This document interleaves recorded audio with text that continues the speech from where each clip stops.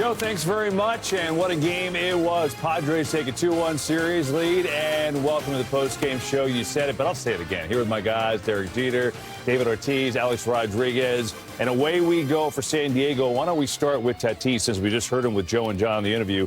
Man, not only has he been lightning hot in these playoffs, he's got a flair for the dramatic, because that place, the roof blew off with his home run. It ended up being the difference in the game. He's the guy that people come to watch, and he's got so much flair, so much ability, that when he hits home runs like that, he looks like he lives for his moments. And that fan base was going absolutely crazy today. I love the fact that Machado is basically Tatis' role model. I mean, from the very beginning, when they start playing together, the relationship built up really well, and to the point where he's a leader for him, and he speaks his brains up. They always talking about game situation, how they want to execute it. They have that communication in between the two of them, and here's the result. I mean, this kid, when he's locked in, he just a headache for pitchers. I mean, this guy can drive the ball all over the field, and when he's healthy, guys, it's no doubt that he's dangerous. Yeah, it's easy game, huh? Like it just seems like it's an easy game for him. You know, he's locked in, to say the least. But you get to October, playing this time of the year, pitchers aren't just rearing back and saying, here, just hit it as far as you can. They have a game plan. You know, when we have these meetings going in the postseason, they bring every single scout they have in the organization, and they try to exploit every strength and weakness that you have. And he's been absolutely just dominant. So it's fun to watch. It really is. You know, Derek, I know you have a sister. I have an older brother and a sister, but what it feels like, Kevin, is like the Dodgers have been the big brother for a long time. Go back many, many years, decades. But it looks now for the first time that the little brother saying, you know what, I caught up. I remember the first time I caught up with my brother, he couldn't beat me anymore. And that's a good feeling. That's how the Padres feel today. They're no longer intimidated. They can play there, here, or anywhere. They feel they can beat the Dodgers, and that's powerful. That is powerful. Let's go to the train station right now. Choo-choo! Don Trell in the train station. Bring on that train, and let's talk about the Tatis at bat. Now, that inning was just an onslaught. 6 runs came out of nowhere, but that home run was the pivotal home run, the pivotal runs in the game. How about pitching to Tatis there, and how did Walker Buehler try to do it, Train? Well, I felt like Walker Buehler had good command. I know the numbers didn't show that, but I think he had good command of his breaking ball, particularly the cutter. But they tried to rush Tatis, and he's one of the hottest hitters on the planet. Let's look at this at bat, because Walker Buehler's velocity was anywhere from 94 to 96 miles an hour. So they wanted to speed his bat up. I felt like that was a well-thrown fastball on the edge where he cannot do any damage. This was a mistake pitch up there, but they tried to go up there again, and it wasn't high enough. And Tatis Jr. beat him to the spot. And as soon as that ball was barreled, we all knew that this baseball wasn't coming back. And when you're facing a guy this hot and you have options, it's rare to get ahead of him that far where you have a 1-2 or 0-2 account. I would have liked to see Walker kind of change his eye level or slow him down with the breaking ball. They chose to go with that fastball, and he did not miss it. So if you have a chance tomorrow to get ahead of him, you have to bounce that breaking ball just to slow him down and change his eye level, because if not, he's never going to come off that fastball, and too many times you've seen him do what he did tonight. Yeah, beat him to the spot, no doubt about it. By the way, he's done that to a lot of people in the postseason. Think about just this postseason alone. He's got 4 home runs. He's 10 of 18. Come on, man. The highest OPS ever in a postseason, minimum 20 at-bats, 20 plate appearances, excuse me. I mean, that's what he is doing this first week plus of the postseason is just insane. And, you know, Derek, when you watch the Padres, evidence tonight with a 6-run inning in that second inning, we'll get into how it happened. They kind of avalanche you at home. They have this way at Petco where they don't score 1 run, they score 8 runs in an inning. They just kind of get it going like that. Yeah, it's a crack in the door. They just blow through it. I mean, they got we'll get into it like you said, but they got a couple extra outs there. And you can't give great teams extra outs in the playoffs. You're going to pay for it. They made them pay for it. But it seems like once someone gets a hit on San Diego, the doors fly off. I mean, it's just everyone just joins in. It's like they're running to the bat rack and trying to get a part of it or be a part of it. So this is a tough lineup to navigate through if you're a pitcher. I thought Walker Buehler did a great job. I mean, he really did. He had the one inning where he gave up 6. Like I said, we're going to get into it. Yeah. There's some extra outs there, but I think he did a great job. But once again, as soon as they see some little weakness. Well, why don't we go ask one of the guys who's right in the middle of it? Let's go to San Diego right now, and Jake Cronenworth joins us. Jake, it's Kevin Burkhardt and the Fox guys. Thanks for putting a headset on, man, and congrats on the win. I want to take you into that second inning. We were just talking about it. I was just saying, it seems like watching you guys this year at home, and really I guess the last couple of years, but especially recently, you just have these avalanche innings at home where you just pour it on in these certain innings. Can you just take us through what that feeling is and why you guys are so successful with those big innings at Petco? Yeah, I mean, I think a lot of it has to do with the crowd, and they're into every at bat, every pitch. But it all starts with that first guy in the inning, and once the first guy gets on and has a quality at bat, it just seems like it trickles down the order, and that's something we've done really well all year. Hey, Jake, Alex here. Congrats on the big win. I'm interested to know, because I've been watching this team for the last couple of years. From your point of view, being in that clubhouse, in that atmosphere, what is different this year than in years past? Man, it's hard to say. We've had such good teams here in the past few years, and the 2022 team, and obviously last year's team was outstanding as well. But man, this year this group is such a family, and it didn't start in the off season or in spring training. It's just something that naturally happened over the course of the season, and the ups and downs that we had in the first half, and it kind of came out in the second half, and you could really see us lean on the experiences we had early, and those successes we saw. And we just continue to grow on that and, push in the second half. Hey, Jake, Big Papi right here. Congratulations on that big win. Thank you. Listen, when you guys played the Dodgers so much during the regular season, and you guys have a lot of back and forth going on, that ego as a player competing against the Dodgers seems like he had grown every year after year, coming from you guys. I see that you guys' body language competing against the Dodgers this year, bigger and better than last year. Do you guys talk about it as a team? No, I mean, that's a great team over there. And, obviously they're here for a reason. They're an outstanding team. And, it's awesome to compete against those guys because the games are, seemingly back and forth every time. But no, I think it goes back to that family piece and how close everybody is in that clubhouse and, what everybody feeds off of each other with and how everybody passes that baton and, picks up our pitchers. Maybe they have a rough inning or whatever it may be. And, I think that's the biggest difference for us. It's just that really, it's such a family in there. Jake, how are you? This is Derek, man. I was happy that they said you were going to be on because you're a University of Michigan, man. And we know a lot about noise at the big house there. So tell me a little bit about this San Diego crowd and how much you guys enjoy playing in front of the home crowd. Man, this place is, I don't know if you guys have been out here recently, but this is something special that these fans bring. And, I don't think we'd be playing the way we play without them, to be honest. We have a great group, but those fans in the crowd, and they show up every single night from a day game on a Wednesday in July to, Game 3 of the Nlds. And, man, they're something special. You see, he had his game face on until I mentioned University of Michigan. He started smiling. Look at that. Hey, Jake, Papi here again, man. Hey, next game, can you guys guarantee me a win? Because I want Friday off, man. I'll let you say that. That won't come out of my mouth.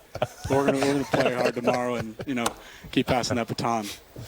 So unselfish, Big Papi. Appreciate it. Jake, hey, thanks for joining on with us, man. Heck of a win, and we'll see you tomorrow. Appreciate it. Go Blue. Absolutely. Thanks, guys. Go Blue. Jake Cronenworth, couple hits for him tonight. On base when Fernando hit that ball to the moon. Here's the baseball. He landed it right here. That's about accurate, by the way. Hey, so let's go back to that 6-run inning because we talked there was a lot of elements in that inning.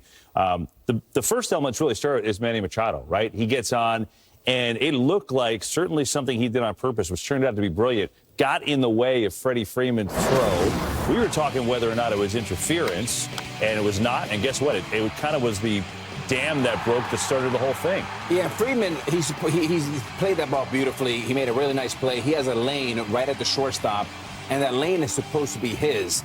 Machado, it turns out, made a brilliant play because the umpires did not call it. So it was a smart play. But the umpires called it the other way, and that may change not only the complexion of that inning, but the entire ballgame. Yeah, well, I tell you, I've never seen that happen and not be called interference. To your point, brilliant by Manny because they didn't call it interference. But Freddie did exactly what he could, all he could do was make the throw, but no one saw it. I think what was more confusing is no one even asked about it. Right. You know, no one even brought it up. I found that to be a little bit confusing. I guess the runner get the benefit of the doubt in that situation because your back is toward the first baseman. But I heard one of my sources called me during the game and told me, I love it. Yes. The Dominican Rosenthal right here. There we go. The Dominican Rosenthal right here. Don't forget about that. So one of my sources called me and told me that Manny used to practice that all the time with his former manager, Bo Showalter.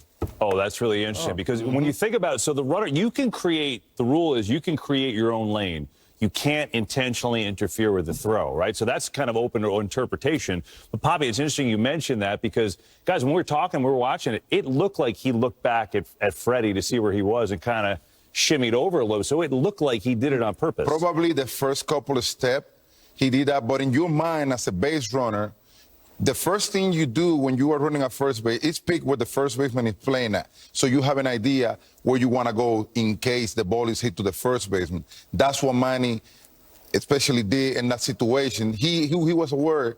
He was aware where Freddie was playing at, so he know where he's going to go. Because if you look at the play, he started running in the outside, and then he took off into the inside.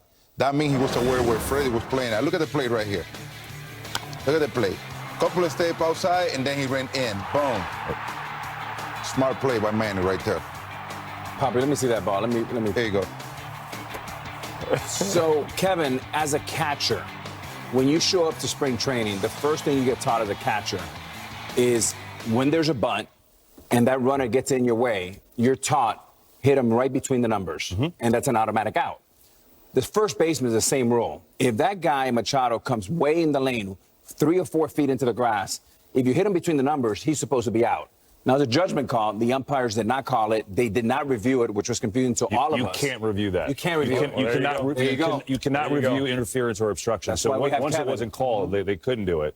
But your point is, they add umpires for the series. No one called it. No objection. It was very interesting. And no meetings or anything. And the point is, Machado is, by the way, if he does nothing, he's out. If he tries it, it's a 50-50 shot. And in this case, he won out. Good job by Manny. It's just funny. Manny's just always in the middle of everything, right? You know what he's doing out there, man. He know what he's doing. Yeah. But I mean, think about from his aspect. First of all, I guess if you're looking from the umpire point of view, it's hard to say that he intentionally interfered. It wasn't like he was waving his hands, right? So you could go that argument. It reminds me of Reggie Jackson back in the World Series against the Dodgers when he hit the ball with his hip. Yeah, that's you were a teenager. The hip check.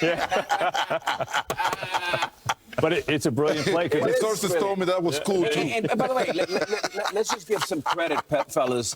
The umpires do a tremendous job. No doubt. But there is a blind spot there because if you're the second base umpire, your focus is on the bag and you have a lot of other responsibilities. You're not looking at Manny. You're looking at what's happening around the bag. The guy at first is checking out that. So it's a little bit of a blind spot, and, Manny took advantage of it. Well done. Let's not forget, Freddie Freeman is one of the best first basemen in the game. Indeed. If he's on his feet, he will create that angle, Kevin, so he can have that clear throw. Sure. But remember, he dove for the ball. He had no other choice than just throw from there. I don't know they turned 2 there because Jackson Merrill's running. Right. I also I'm amazed and impressed that you were calling sources during the game to find out. My bad. I'm doing my homework. And Derek is watching. This guy spent 3 hours watching video 9 hours yesterday. of video. We put our work in. He didn't watch 9 hours of video when he played. I feel Alex. I feel outworked. We need For sure. Hey, my Want to go watch film tonight? Kevin, my sources told me it's time to go to break, so let's go. All right. Sounds like a good plan. Poppy sources say time to go to break. Dodgers and Padres have a しかし、ファンの間ではこの比較に対して賛否両論が湧き起こり、特に SNS 上ではその声がより顕著に見られます。アメリカではロサンゼルス・ドジャースの大谷翔平選手とニューヨーク・ヤンキースのアーロン・ジャッジ選手を比較する議論が盛り上がりを見せています。一部のファンはジャッジが大谷を上回るシーズンを過ごした。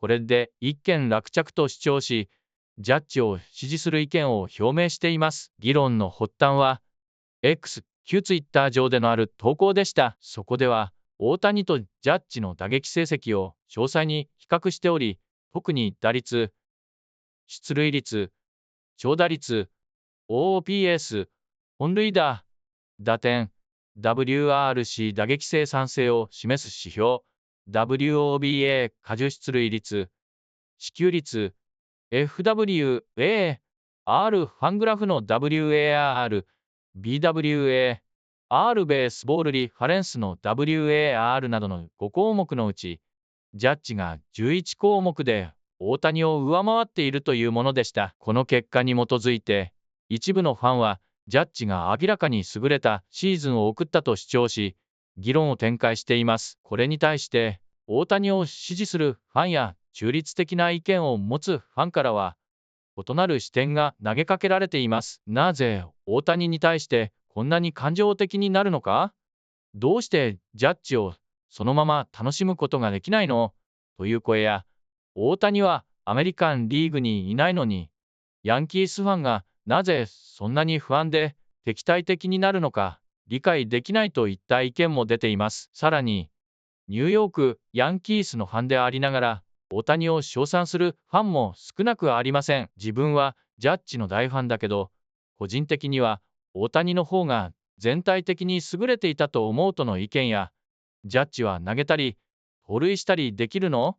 といった疑問を投げかける声もありました。大谷は二刀流の選手として、投打両面で活躍していることが評価されている一方で、ジャッジは打撃面での卓越した成績を残していますが、両者のプレースタイルや貢献度が異なるため、単純な比較が難しいとする意見が多いのです。2人のスーパースターを比較するのはナンセンスだ。彼らはそれぞれ特別なシーズンを送っていて、比べる必要はないという声もあり、議論はさらに白熱しています。一部のファンは、どちらか一方を挙げることで他方を貶める必要はないという立場を取り、2人の偉大さをそれぞれに認めようとする姿勢を見せています。特に、大谷の二刀流という稀有な能力と、ジャッジの打撃での圧倒的な存在感は、それぞれ異なる魅力があり、それぞれのファンが誇りに思うべきだという意見もあります。こうした議論は、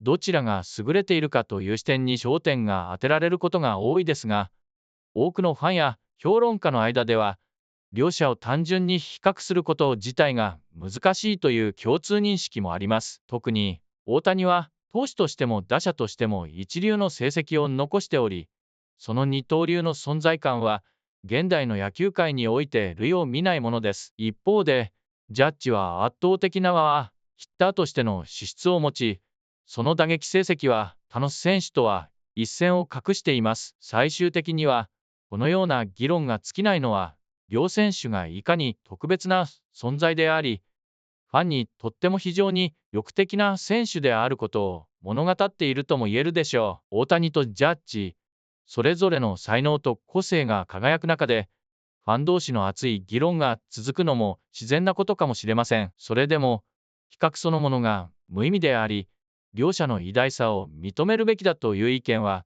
今後も根強く残り続けるでしょう。